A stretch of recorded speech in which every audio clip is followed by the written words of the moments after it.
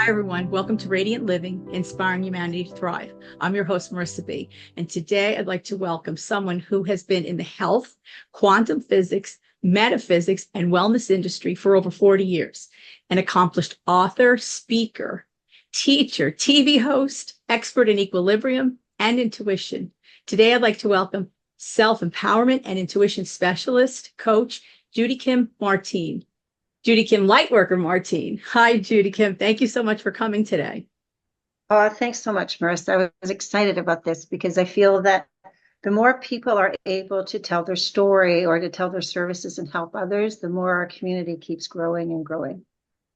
That's so true. I felt the same way. That's why I actually started the show. I thought to myself, there's so many people out there doing so much wonderful work.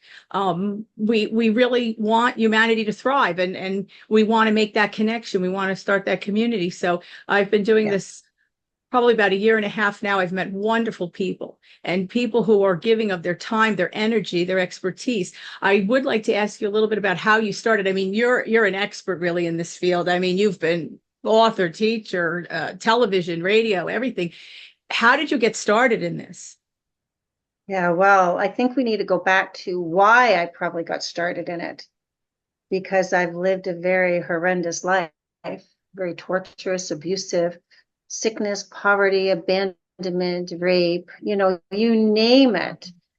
I lived that for many years, and then I was put into a nunnery. Then I was put into foster care. Then I was married at 15 and pregnant at 15 and married again later on, and then married again, and then abusive husbands and thrown in jail once because I threw wine on my husband. I didn't hit him. I threw wine on him and got arrested, to being so much PTSD, so much anxiety that I ended up in hospital a couple of times with anxiety. So we're talking all of these things, and this is just a bit of snippet of before I kept finding that inner self saying, or that higher calling going, there's more to life. Keep straight and steady. Don't back off. Don't succumb to depression. My mother used to tell me, oh, you must be so depressed. Here's a Valium for you. And I would say no. Intuitively, I knew not to. And that was in my early 20s. So inside me, and this strong voice kept saying, there's more coming. Stay with it. Stay straight. And soon enough, things started to fall into place. The first book I ever had, and I think I was 21, was Deepak Chopra and Wayne Dyer, Your Erroneous Zones by Wayne Dyer. And I started to meditate with Deepak. So I'm 21, laying on my couch, and I felt this leave my body. And because I didn't have a coach, or I didn't know what was going on, or because the meditation didn't tell me I was going to leave my body or anything, I scared the bejeebers out of myself. So I just shut everything down for years because I had no explanation. And back then, there's no internet. We're talking over 40 years ago, no internet in a small town, no library books, except, the few library books in town, no one to talk to that would understand this heebie-jeebie stuff. So I just squashed it. But I always knew that I had very strong intuitive powers.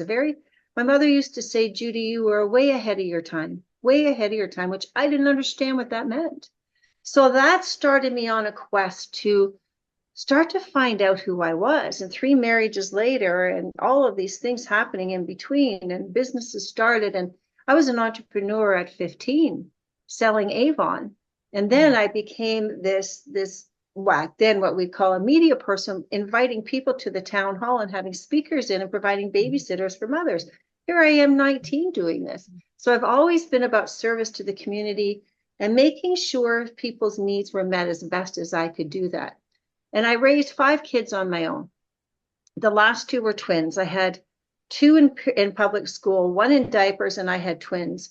And I came home from the hospital, and within the first 5 months, that second husband, I had to get rid of him. I had to go to a women's shelter. So here I am raising my 5 kids on my own. But again, that voice kept calling me. So I tried to upgrade myself with education because I had a grade 8 education. God said, you don't need that. So I stopped upgrading myself and went into the health and wellness industry in many different levels.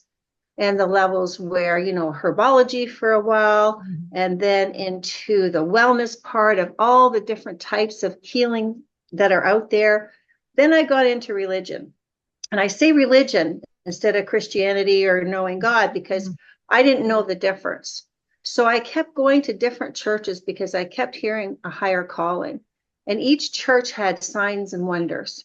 And I wanted the best of the best of the best. So I ended up in this one church that was so narcissistic, controlling, that I had to leave after 2 years. But I got the gifts of the Spirit in that church. I understood God. I felt God for the first time. I felt that light. I was vibrating on the floor one time so fast and furious, no one could see me. And I was seeing white light. That was after being touched by a pastor who said, feel the light of God. So I know what that feels like. So I kept searching and searching and searching and searching.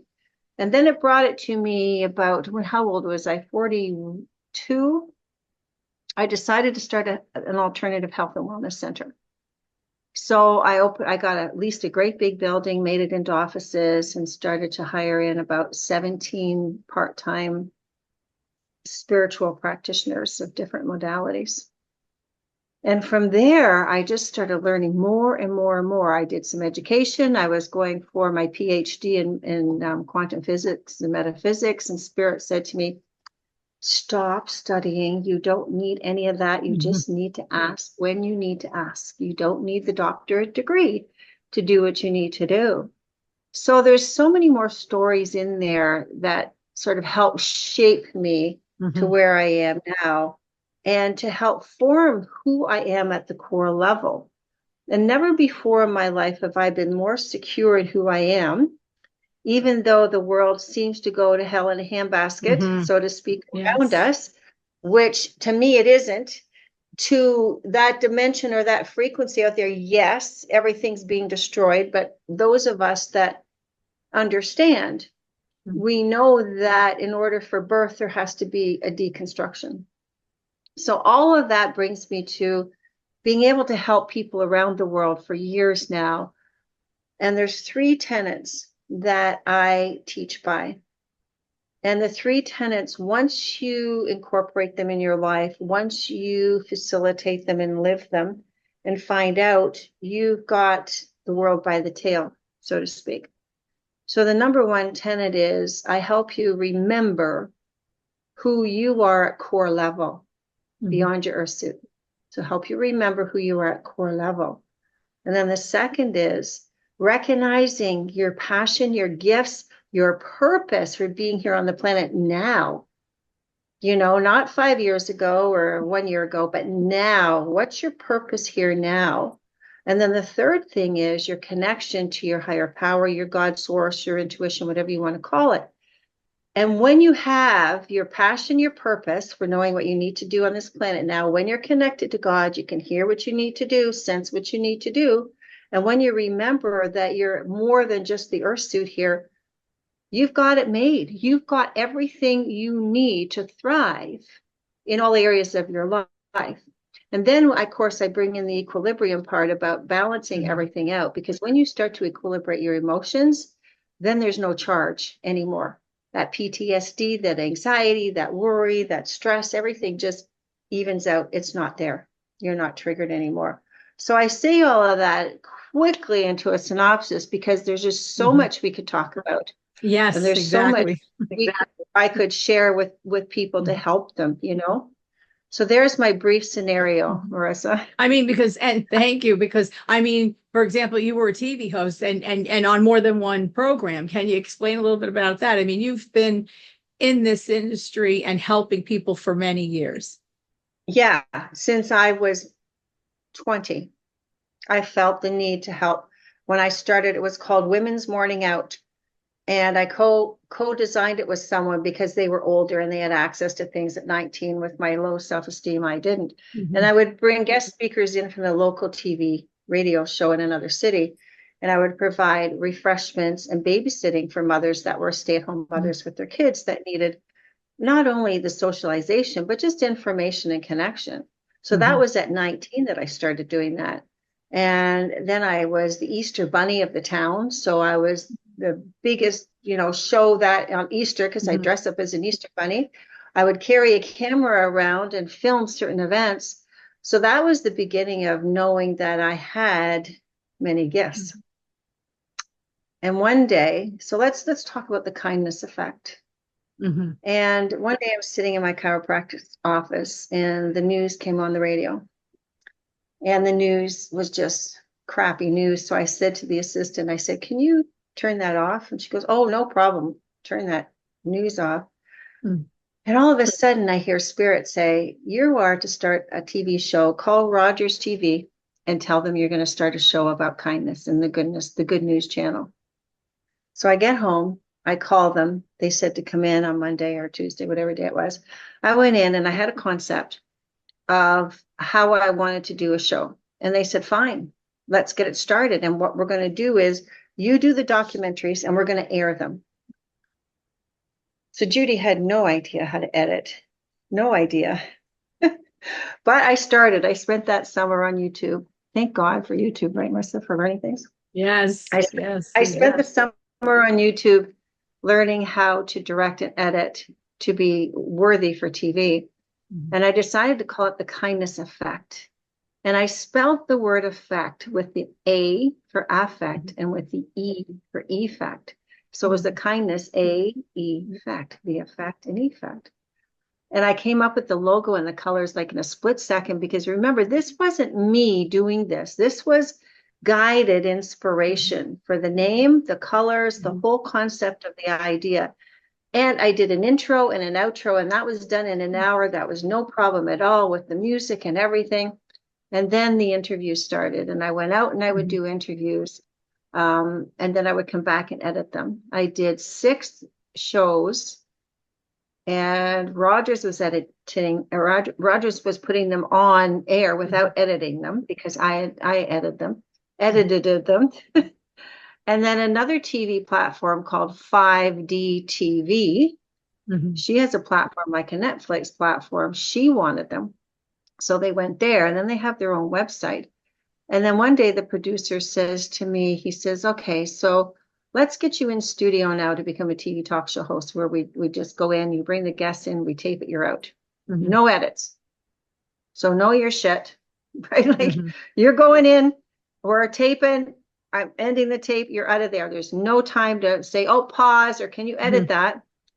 So that's hard. That is really hard when you can't edit yourself. And how, you know, if you're used to saying certain words like so, and, or F-U-C-K, or shit, or whatever in conversation, you really have to be careful, because now you're being broadcast to all of the, you know, half of the county or the whole county. And of course the TV has certain etiquette rules. So I brought in a whole bunch of, or a whole lot of wonderful people about the kindness effect. And what I seem to have a gift of doing is making people feel very comfortable around me so that they open up and talk. Because the kindness effect was something very different. It wasn't random people talking about kindness, about, oh, I saved a cat from the tree and someone from a burning fire, things like that. This was kindness that hit at core level for people. And when I asked them where they found their kindness, how they were raised, there was always a special story about my grandmother or my uncle, how they showed kindness and how this child learned it, inherently learned it. You know, I'll never forget this one guy who was a chef, and he was an African-American chef, and he was really popular in our town. He was bringing ethnicity to our town in a beautiful way. And I had him on the show, and I said to him, where does your kindness come from? Like, how come you're so kind? You're a guy too, for one thing. You know, you expect women to be more kind than guys sometimes, you know, it's the stereotypical thing. And he says, well, Judy, we lived on an island in Jamaica. And if a mother had to go into the other island to get fish or flour or bread, and she had children, the whole neighborhood would look after the children. If the child was breastfed, the next door neighbor mother would breastfed your mother's child, right? So everything was being done together. And I went, wow, that's a community, a real community. And he said, yeah, that's how I was raised. So that's, and I said, that's why you're on the show, because I've seen what you've done in community. I've seen how not just a sacrifice, but a genuine output of who you are at core level. That's your core level. Your kindness is inherent within you when you're born, but of course we lose it. Some of us lose it, but you were raised with it. So it was constantly pouring out of you. And this shows how you've shown up in community. So the kindness effect was near and dear to me. And I did the talk show for about 2 years. And then what else did I do? I was invited I mean, that's like amazing. That's such I mean, we need more of that, don't we? Don't we need more of that? I mean, but because we certainly know that there's a lot of horror and terror and abuse out there, and it's told to us, it's reported. The idea of the kindness effect is so lovely to have more of that. Isn't that just fabulous? I would love to do more of it. It touched my heart deeply because I took the ordinary person and helped them find that deep well of kindness. And intuitively, I knew which people to find or get hold of to be able to do that. I didn't do a lot of research. I just allowed spirit to show me and say, oh, how about asking that one? And I would say, okay, would you like to do my show? Tell me about kindness. And there was this, I'll never forget this. And I touched this woman's life forever. She was working in a grocery store. And I told her what I was doing one day at checkout. And she says, oh, yeah, well, I helped someone out one time, but it was no really big deal. And she was very demure and everything. And I says, well, what do you do? And so she told me, and I went, you're kidding me. I said, you have to be on my show. What you did was an act of more than kindness. And she said, oh, well, I never thought of it that way. So here she was, this demure little woman, and her story, and I'll tell you real quick, she got a call on Christmas Eve, and it was from this woman who all of a sudden said, oh, I'm sorry, I have the wrong number. And she felt to have conversation with this woman. So during conversation with this woman, she then found out this woman was attempting suicide, and the woman was just calling one of her friends or something to just say she was going to do it. So this woman, the person I was going to interview, got the number, and the next day she went over to this person's place and brought this person back to her place for Christmas Day dinner. And this person never ended up killing themselves and forever held her in this beautiful place of thank you for saving my life type of story. And they fast became friends. And I went, that's a worthy story that we need to hear. And here's absolutely. This woman, it was no big deal. It's nothing. You shouldn't, that's not TV worthy. That's not sensational. Like we see sensationalized, right? Running into a burning building and carrying out 10 people would be something that in her mind would be worthy of a story, not her little story of how she saved a woman from unaliving herself, is what we say now for censorship. Yes. And how that changed the woman's life forever. So those years touched me very deeply about how we've lost kindness in our world. But not only that, we've lost common sense. I think that's a whole other show, isn't it, Marissa? Yes, it is. It's true. It is. It's true. But now you're also an author, right? You're also an author. Yes, I started a novel when I was 13, never finished it because that's when all the hell broke loose in my teen years as I ran away from home and got put in a nunnery. And so I stopped all of that artistic work. Now, actually, I co-authored a couple of books, one called Breathe and another one called Heal. And then I've had my poems published in magazines and things like that. So I love to write. I do it. Well, it's a gift I have, one of the many gifts I have. And I'm also an artist. I paint as well. And that's another gift I have. And I think, what the greatest beauty about life is, and here's my 3 tenets again, remembering who you are at core level. So for me at core level, yes, I'm a spiritual being, but I'm also an artist. I'm also an author. I'm also a kind person. I'm also someone that believes in serving humanity. And then my connection, or that's my connection, but my purpose and passion and giftings, again, are serving humanity, standing up and helping those that need a hand, and the third is the higher power thing, the connection. I've always had that, and everybody does it, but not everybody knows how to use it. Right. But don't you find, go ahead, you first. Don't you find what? I was just going to say, yeah, go ahead. Yeah, I was going to say, and you find, I mean, I find that with a lot of people, they don't know where to start often, right? They're at a point in their life, they know they need something, or they know that they're missing something, or they're looking for something, but they don't know where to start. And Yeah. And it's scary. yeah, It's and they scary don't know where because to turn, right? they look online and they see so many coaches, Mhm. therapists, whatever you want to call them, online offering them Mhm. packages to find themselves or to change themselves. And people are so tired of these sales because Mhm. everyone is selling something Yes. to better themselves. And I think people have given up on the idea of, well, that didn't work before. I tried that, or that only got me part way or got me to step Mhm. one. And now I'm afraid to spend my money. Mhm. And that's been one of the biggest downfalls that I've seen over the years, because my business, 99% of my clientele has come from Mhm. social media, being online.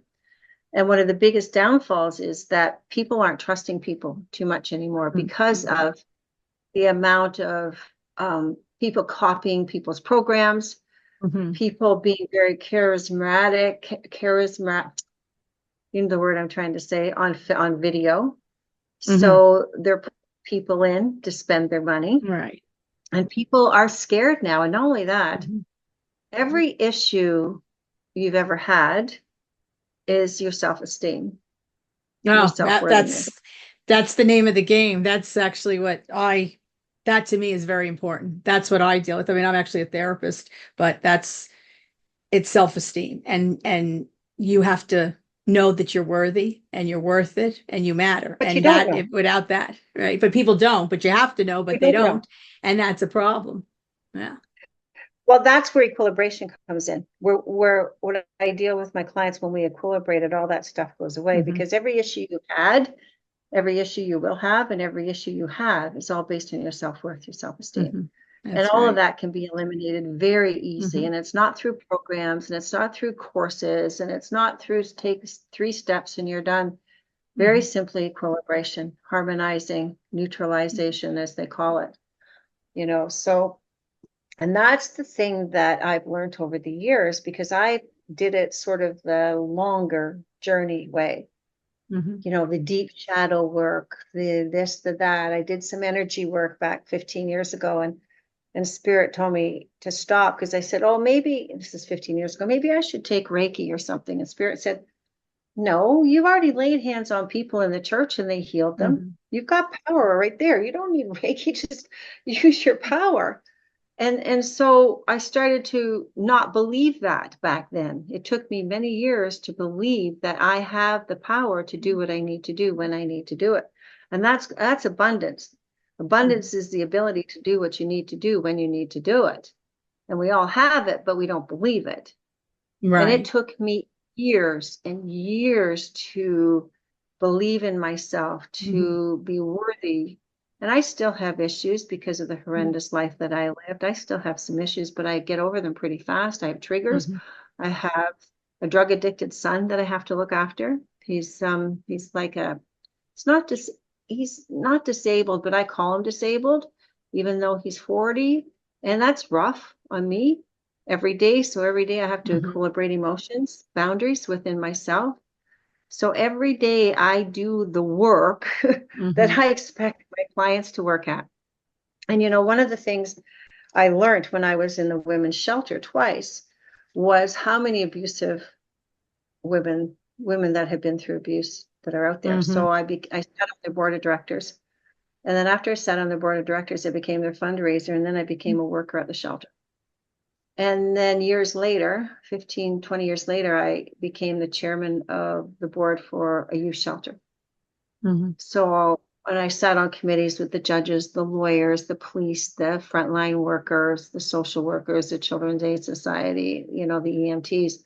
So I got to hear stories from them about what they need and what they lack Hmm. out there. Plus, as the chairman of the board, I got to see and know how shelters are run and the youth, Hmm. what they're up against. And they all came from dysfunctional homes.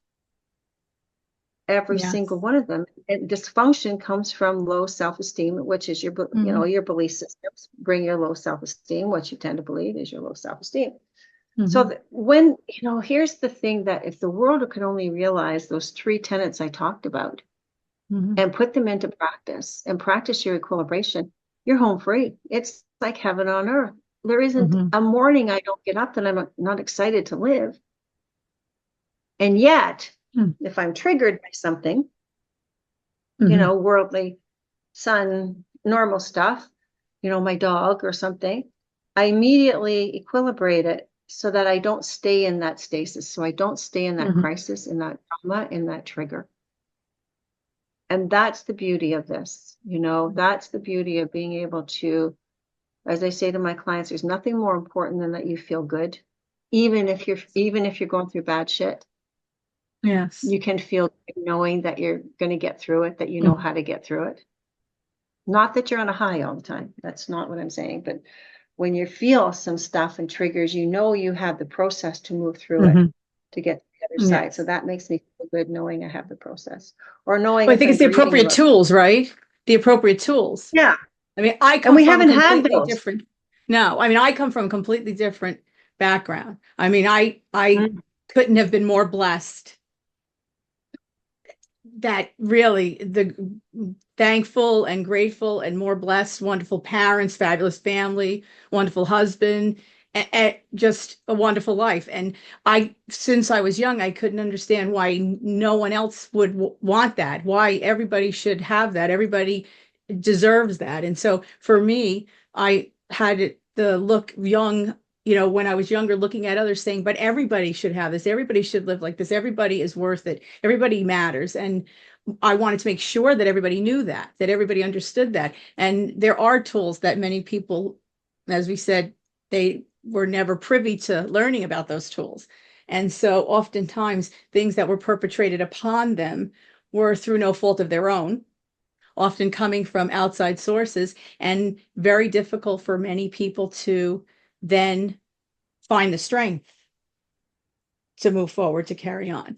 And certainly difficult to find those tools, especially like we were saying earlier, nowadays with everything that's out there, different programs, different Oh, therapists, counselors, yeah. coaches, mentors. There's so many people out there. I mean, I do believe that you find your person or your people or your group when it's the time for you to find them.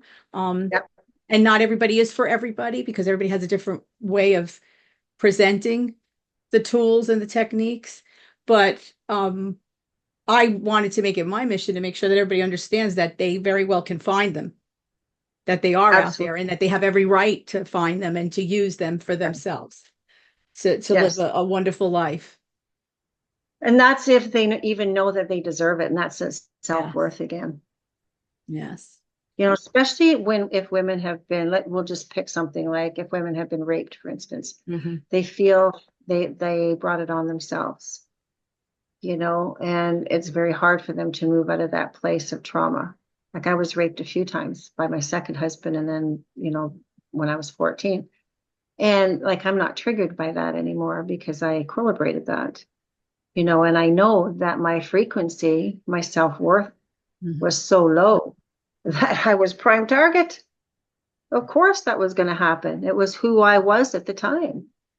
Certainly wouldn't happen now. Right. Right. So, but I'm a different person now. I've learned. And I'd never believed in that you make a mistake. I don't believe in Mhm. mistakes. I believe that Right. everything is what you're doing to learn and grow. Whether you Hmm. get wisdom from it or not is a different story, but Hmm. everything's happening to you. There's no mistakes. And I hear people say, well, when you make these mistakes, you can learn from them. And I'm going, but a mistake is such a negative word. It's like I've done something bad and wrong, Right. where I haven't, because I only did what I know how to do in that moment of Right. time. Right? I Right. only Or made that right. decision. Because making the best choice, right? Everybody is making the Yeah, best choice for themselves when confronted with something, with the information they have, with the capability they have at that moment. that's right. That's So true. it's not a mistake. It was a perfect thing that happened. Hmm. There's no mistakes. And that takes the stigma. I think I talked about or did an article once about labeling, about how when we get labeled, From the first time our parents go, Mm-hmm. no, bad girl, don't do Mm-hmm. that. The labels start coming and they never stop. So we are so full of the labels. Mm-hmm. And, that leaves room for all of these things about, well, I'm a Mm-hmm. mistake. I'm not worthy enough. I'm this, I'm that, and everything. And this is how people think, well, how will I ever get out of that? Mm-hmm. Well, you're talking to someone who is labeled from the very beginning. I mean, I didn't even finish school, grade Mm-hmm. 8 education. I couldn't be in school. I was labeled as a daydreamer and a black sheep of the family. In fact, all of my family, like all my siblings and everybody, they don't talk to me because I'm different. I haven't conformed. There be bursts like I learned about becoming a great grandmother through my daughter's social media when she found out, things like that. Or my nephew getting married and having 2 kids. I didn't know about that except through social media. Mm-hmm. And now I hear I'm going to be another great grandmother, and that was through Instagram. I think someone saw it. Mm-hmm. So these things are what happens when one stands in their own power. And not too many people want to do that because they're under the Mm-hmm. notion that you have to stay in the conformity circle because that's what's expected of you. And that's where all your belief systems lie, right in Mm-hmm. there. And the minute you want to take a stand, you're going to be hit from every Mm-hmm. side of you to say, come back to conformity. And if Right. the person doesn't have the tools and the support system, they're not going to be able to do it. And so when I work with my clients, I don't work with them once a week. I work with them every day. They get the phone call or the Zoom chat once a week, but every day they have voice text or texting with me Mm-hmm. all day long because life happens all the time. It doesn't happen just once a week. So this allows them to feel totally supported and they can move through their stuff Mm-hmm. faster Yeah, and it's understand true themselves. because that's a good idea. That is really a good idea because, right, once a week, once a month, how is that going to help people? People need resources and they need Yeah, community. every day. And especially now, as our world is changing Mhm. so fast, Yes. so very, very fast, and seems upside down and inside out. But every time there's a tragedy that happens or something happens out there and destruction or whatever, I don't smile at the depravity of it. I smile at the excitement that finally something is exploding around us so that we can then begin, which we're already doing, but continue to build this world of integrity and Mhm. kindness to ourselves and to others. I always started the show with, I forget who said it. Kindness is a language the deaf can hear and the blind can see, Mhm. because, and then the kindness. And I always ended my show with kindness to yourself matters. In order to be kind to others, you first Yeah. have to learn to be kind to yourself. And what does that look like? So I'm a huge advocate of extreme self-care, Yeah. of Oh, being yes. I'm with you. selfish. Yes, totally. When Right. I Because how turned could you 67, absolutely, right? I mean, how could you absolutely love others or care for others or be kind to others if you don't do that to yourself first? yeah. And when I became a health and wellness practitioner, learning many modalities, I also learned that any illness and sickness is not a normal thing to have in our body. So I dived in really deep there, very deep, and got a lot of certification in different modalities in health and wellness. And that's why at 67, I have no ailments, no illness, no disease. I haven't been to a doctor in probably Mhm. 10, 15 years. And, I know how to do this from my experience, my knowledge, my education, and Mhm. intuition as well. So I want to be an example for those that are Mhm. riddled Yes. unknown diagnosis and riddled with pain, Mhm. not only emotional but physical pain. How Oh, yes. at, in your 60s and 70s you can be Mhm. healthy. Sure, at 92 I expect not to be as fast because my Right. body's like saying it's time to be recycled, Mhm. but I'm not going to go out with Right. disease. Right. I don't believe I have to. I've taken care of my body and I can constantly detox my body on a daily basis. As you know, we're being poisoned from Yes. Every angle. everywhere, Yes. everywhere. Every Even angle, indeed. even the cushions we're sitting on has some sort of Yeah. chemical compounds in them. Again, right, through no fault of our own, but perpetrated upon No, us. That's true. And it's quite sad. I mean, I pray every day for a revolution. I say that because and I did hear recently some gentleman was speaking and he said that these heinous acts, these horrific behaviors, we're seeing more and more of it. It appears that we're seeing more and more of it because those that do are getting frightened yes, they are. of the light, the enlightenment, the Yeah, light, the revolution that's coming. And I hope that that's what's happening. it I is. pray for it every day because I don't It understand is. how we just cannot be living in absolute Eden here.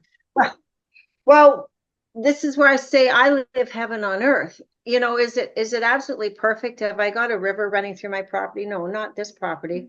My heaven on earth would be to have water on my property. Do I have it? No, but I have a hot tub. So, it's Yes. starting, but the amount of years this planet has been controlled by the dark outweighs anything Yes. that we've ever been witness to. Mhm. So I think what's happening has really sped up. For instance, the almost execution of Mr. T in Mhm. actuality did happen, but we jumped timelines so fast that Mhm. it didn't. And that's because of the light. That's because of the will, the Mhm. plan, whatever. It's all because those that have woken up, those that are awake, and those that are awakening are starting to feel and resonate a different frequency. Mhm. And we So have we're to. resonating. I mean, we have to. Yeah, This other way, have they not learned? This other way is not working. I mean, it's not. how many times you're going to continue to follow this? It's madness. You're following the same plan. It's not working, and it shouldn't work. I mean, there's no reason that we're not in Eden here, in paradise on the planet. Everybody at peace. Everybody living to their fullest in their own Yes. true self with all of the abundance that's here. I don't understand how hard this is to understand. It's children understand. How hard is this to comprehend? It's so Well, difficult, but you're absolutely right. And I know that there are those that pull, they try to pull everything down um, because they're in fear. yeah, majority of them, I Mhm. mean, how many people around us haven't been mentally, physically influenced by the jibber jabber thing, you know? Mhm. And Yes. that has affected people's common sense, and it's affected people to the And point fears of, too, right? Fears, oh yeah, and compliancy, but it's strong armed, right? into, Strong armed into having to do it. yeah, but also there's a part of the brain that's been affected, and I'll use this as an example. I'm going to say, Marissa, these are scissors. And you say, well, I don't see any scissors. Look, I'm waving them. Mhm. No, I don't see scissors, Judy. I'm going to bring them up and touch them to your nose, Marissa. Well, I don't feel any scissors touching my nose. Marissa, do you see the scissors? Marissa says, no, I don't see them. That's exactly what's happening to the shutdown of parts of the brain in the frontal lobe that's happening with people. They cannot see it when it's in their face. And that is mostly due to the jibber Mhm. jabber, right? So when you take that into consideration, you have to then go, oh, that's why these people aren't probably going to wake up and see the light. And that's okay. I need to leave those be. Most of my family has had the jibber jabber thing. So there's no recognition of who I am or what I am. Mhm. And yes, the fears are always there. The fears are always at the bottom of it, right? But something physical happened when they got that to that somewhere in the front cortex of the brain to not see those scissors. And I've seen it so often. And it's just not a denial. Mhm. Sure, there's denial process Mhm. about, well, I'm so brainwashed, but they're beyond brainwashed about how they can't see those scissors. And so though that's sad. And when I thought about, I have a spiritual mentor, she's 83. And 15 years ago, we're sitting on her deck And we had heard about this great awakening call and how everything would be held in stasis. Planes would stop flying, everything would be stopped, and there'd be this huge switcheroo. And we looked at each other and went, oh, is that happening tomorrow? Like, every week we'd go, is it happening? Is it happening? Is it happening? So we had these great expectations of how it was supposed to happen, but we forgot that as human beings, we have to go through a process of a deep inner detox, so to speak, of those of us that are the next leaders.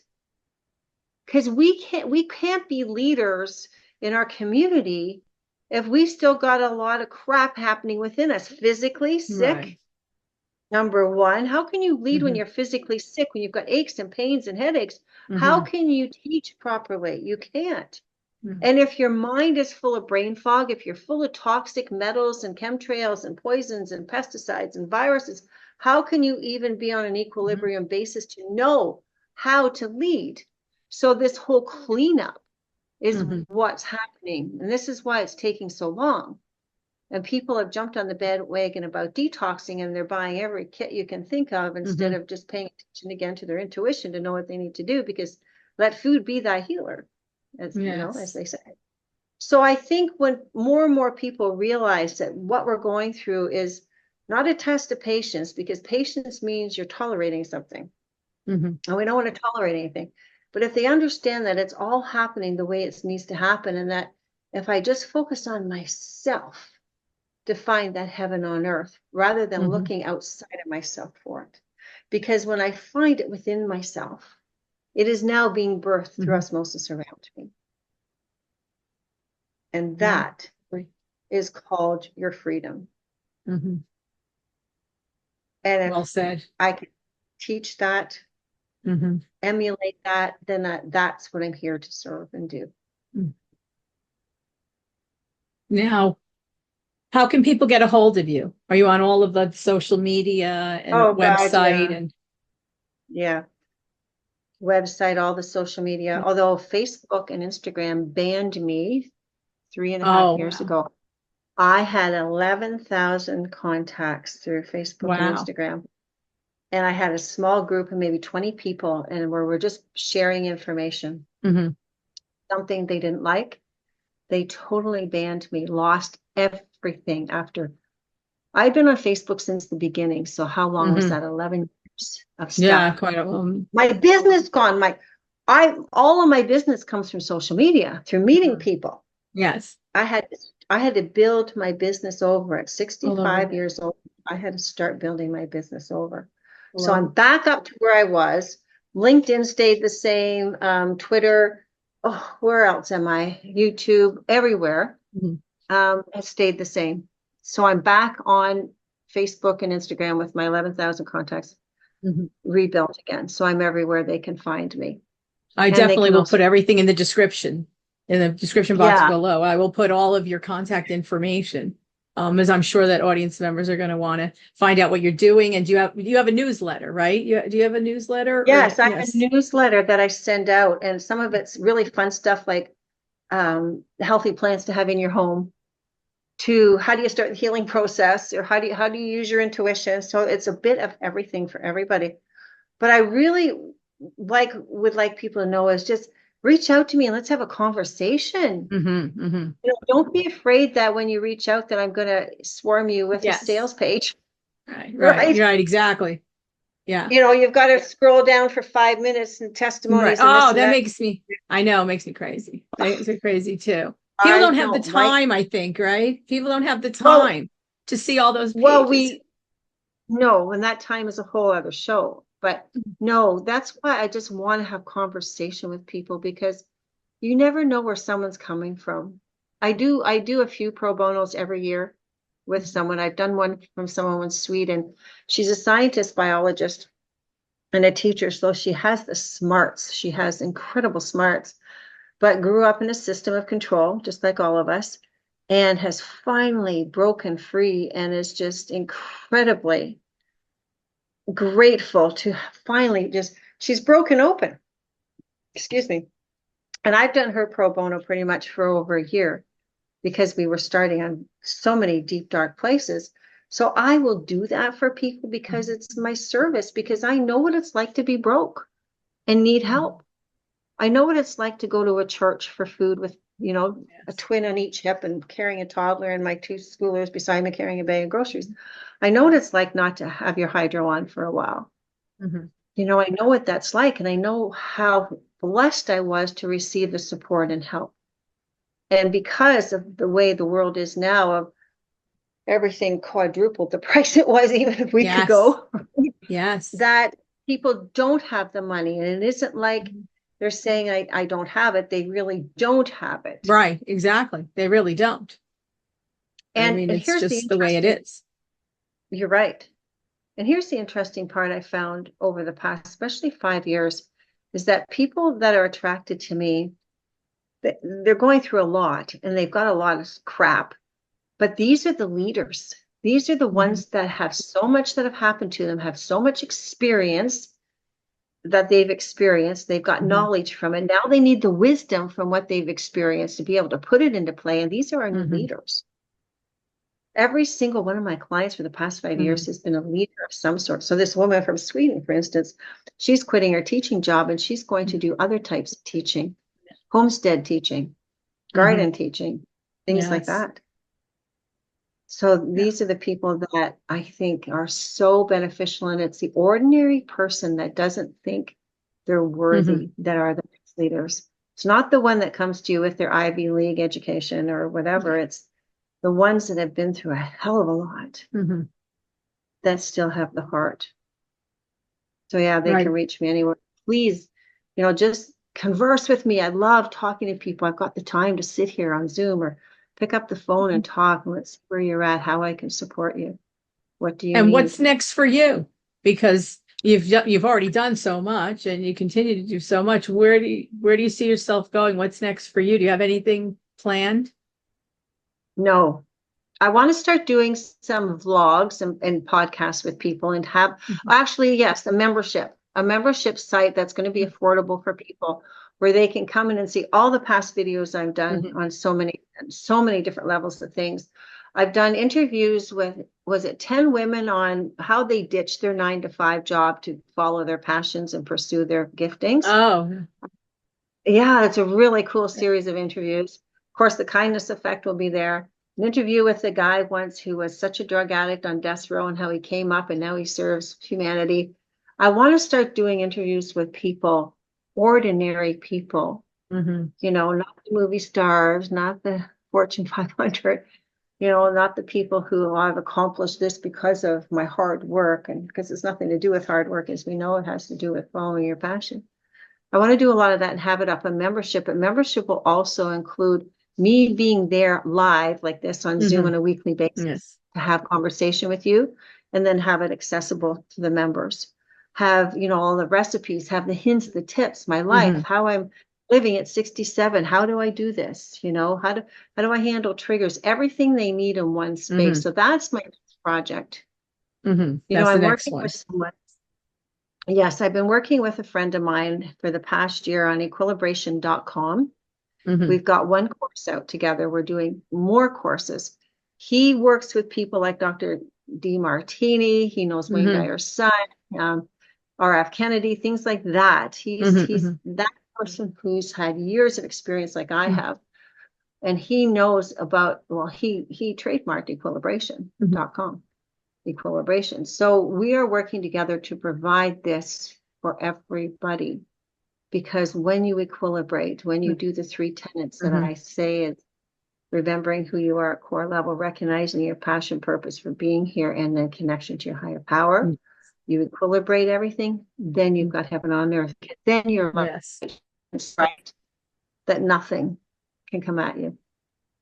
It just bounces that's the away. key. Because it just bounces away. Yeah. So I know how to do this, and I just, as I say, get so excited to live. And yet here's the part sometimes, and because I'm human, my 5 kids, my family, I just see them and it's just like, oh God, why did I have those 5 kids anyway? I dreamed of a family. I dreamed of a huge family. My mom did it on the farm. We had the pool and we had family. We celebrated everything with so much family, and all I've had is heartache, right? And at times I feel like that because as a mother, especially with a drug addicted son, who has got the biggest heart in the whole family, who he's been homeless so many times, he gives his money away to homeless people when he has money. And I think of that, sometimes that I get emotional as a human being, and then I have to have an appointment with myself and say, Judy, you had these children, number one, because you're supposed to, no mistakes there. They're here to teach you. Each and every one of them are there to teach you how to equilibrate yourself, how to come into balance and harmony with yourself, how to put boundaries, how to love them unconditionally, and how to now teach others how to do the same. And they also have a mission. They all each have a mission themselves, Oh, right? That's hell, because there's no mistakes. That's why everyone's here. That's There's right. a purpose for Oh everyone. gosh, Right? do they ever? Do they ever? Yeah, it's just amazing. If we could look at every single person as having a special place in this planet instead of the opposite. But that doesn't come from a place within our hearts because our hearts are so wounded right now. Some of us, a lot of us, we can't see past our wounds. Which is And so that's why we sad. can't. Because there really shouldn't have to be wounds at all. Really. I know. Well, I'll tell you a quick little story before we go here. So I would say I was about 5 or 6 maybe. And I was given my first little tiny Bible. And I opened it up and I saw this picture. It had color pictures and it was really cool because, a tiny little Bible, the printing's like this small. Right? So it had pictures when I was excited. And there was a picture of this man, this woman, and a couple of kids. And all around them was a whole bunch of animals. And all types of animals, like 20 animals all around them. And it was the most serene picture. And everyone was like, and there wasn't a look of terror on any animal's face or that I shouldn't belong. It was just like one family. And it was like, oh, that's what animals are, right? They're part of who we are. And then so what made me feel so good. And then I don't know how long, let's just say months later on TV, on the black and white TV, Wild Audubon Theater was on, which is wildlife theater. And I saw a tiger capture an antelope. And I heard the antelope scream and I saw the blood and I saw the tiger rip apart. And I was traumatized because to me, that wasn't supposed to happen. What the picture I saw in the Bible with the animals all getting along with one another, there was no bloodshed. There was no terror. There was no killing. And I have a feeling that that's the real heaven, that there's no bloodshed between anything, that animals don't have to kill each other. Humans don't have to kill each other. And that picture emanates from my heart about that's the way it was supposed to be. It was in the Bible, right? As a young kid. Well, that's the way it's supposed to be. It's in the Bible. What's this TV? Why is it so terrible? But I believe we are headed towards that. And whether I see it in my lifetime or not, I don't know. But I don't believe we're going to explode this planet out. There's too many of us that have a bright light. I intend every day that we're going in that direction. And I feel it. And there's something else that I teach, and it's going from a belief about something to having faith about something to hoping for something to intend about something. You leave all of those over here and you go to I know. Because when you know, you don't need faith. You don't need hope. You don't need belief. And there's a lot of things that I know that I know. So when you go there, that takes away all the negativity, all the angst, all the, oh, I hope, and not many people can do the I know. But when you do, still very difficult. Yeah, still very difficult for many. It is. But again, heaven on earth, and I keep using that phrase because it just seems most common to say, or freedom, peace, peace amongst the war. Yes, because it's a lot of things that I know that I know that I know. No question. Well, I want to because thank I've you so allowed. much for coming on the show. I have to tell you the truth. I was thrilled that you had some time to come and speak to the audience. And like you said, it's just, we always just touch the surface with these conversations, especially someone like you who's been in the field for so many years. There's so much of your knowledge, information, your expertise that you could talk about that I was just thrilled to even have you on this little bit. I Oh, hope that thank we you. actually can work together sometime soon. I know that you're busy, and I definitely want to know about a membership group. I think that sounds wonderful. Doesn't it? Yes. Yeah, Yes. it does because it unites us in a way that's different than a standard membership. Just like when I coach people or mentor them, it's not once a week, it's every day if they need it. Yeah. That I'm there. And I may not answer right away, but I'm still answering. So Mhm. it's very different. I think in this today's world, Mhm. we need different strategies than we've ever had before. Yes. People need to have that consistent support when they're changing so rapidly, because we are. For Yes. those that Yes. want And to, that's really what it is. It's support yeah, and community. It really is yeah, support and community. That's really the key. Well, yeah. I want to thank you so much, Judy. It was wonderful Oh, to have thank you you. on. And hopefully we could speak again soon sometime. Yeah, that would be great anytime, Marissa. I'm here Thank you. to, as I say, serve community, but first serve myself. Remember that, Mhm. everybody. You serve yourself first before you can give. Just like the kindness effect, be kind to yourself first before you can be kind to others. Very true. Thank you again. Take care. Thanks, Marissa.